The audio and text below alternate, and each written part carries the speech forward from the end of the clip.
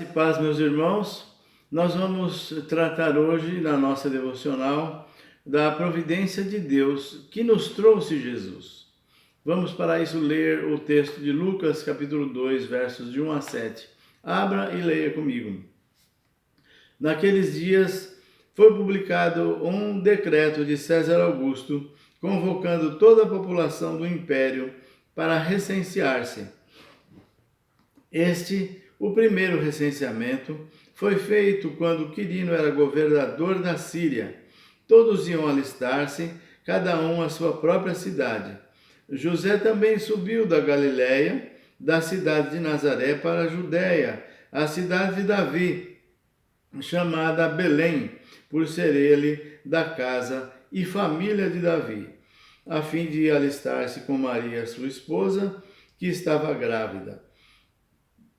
Estando eles ali, aconteceu completarem-se-lhe os dias, e ela deu à luz o seu filho primogênito.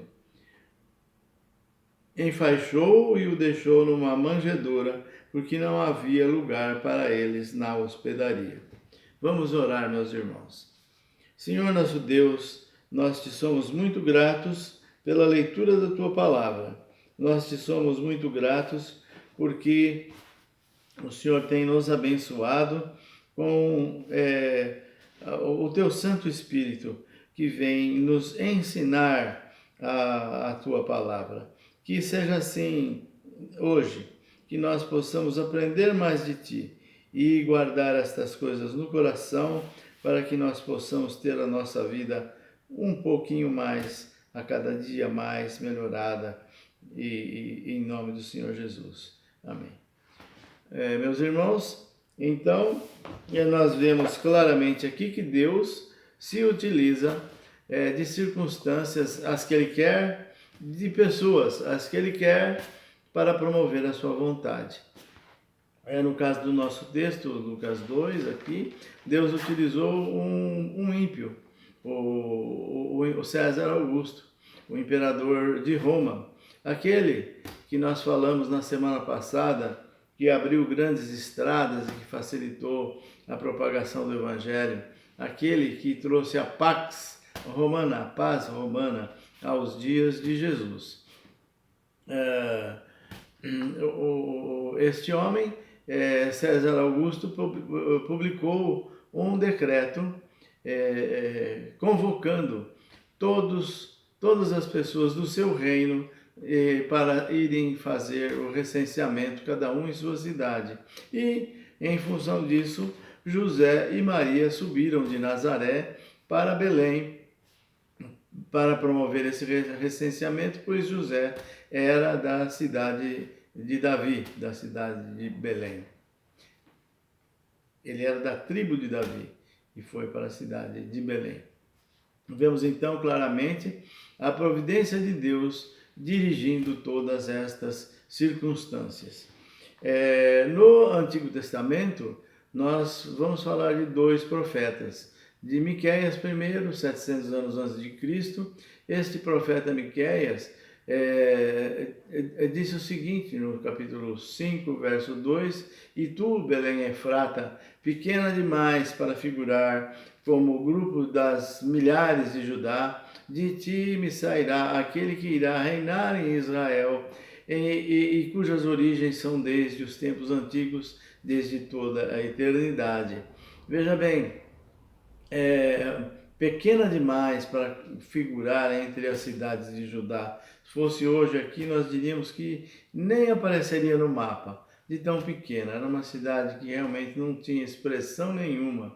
E o contraste aqui é que aquele que iria reinar, governar, não só sobre Israel, mas sobre todo o mundo, e que hoje está assentado à destra do seu Pai, e tem os inimigos sob seus pés. Este homem, Senhor Jesus, foi nascer nesta cidade muito pequenininha. Para quê? Para Deus demonstrar como as coisas humildes são utilizadas por Ele para envergonhar aquilo que os homens valorizam mais. aquilo que os homens consideram grandioso.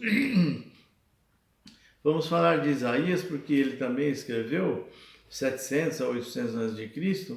Seu capítulo 53 é um dos mais messiânicos de toda a Bíblia. E ele fala, porque foi subindo como renovo perante ele, e como raiz de uma terra seca, não tinha aparência nem formosura. Olhámo-lo, mas nenhuma beleza havia que nos agradasse. Era desprezado e o mais rejeitado entre os homens, homem de dores e que sabe o que é padecer. E como um de quem os homens escondem o rosto, era desprezado e dele não fizemos caso. Certamente ele tomou sobre si as nossas enfermidades e as nossas dores levou sobre si. E nós o reputávamos por aflito, ferido de Deus e oprimido. O castigo que nos traz a paz estava sobre ele e pelas suas pisaduras fomos sarados.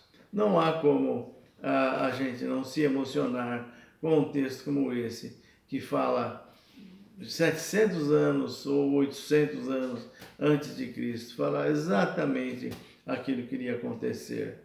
E fala de uma forma que é como se fosse uma notícia que fala do coração, e não apenas aquela manchete que fala só o que aconteceu. Jesus morreu. Não, Jesus foi morto para nos salvar. Juntando esses textos, o que os profetas estavam anunciando é que o Messias haveria de nascer nessa cidade pequenininha, chamada Belém, cidade de Davi, e que ele seria de origem humilde, seria pobre. E isso realmente aconteceu 700 anos depois. O nosso Salvador nasceria em uma manjedoura, porque mesmo em Belém, por pequena que fosse, não havia lugar para ele. Isso em teologia se chama doutrina da providência. É quando Deus usa quem Ele quer e o que Ele quer para executar os seus planos.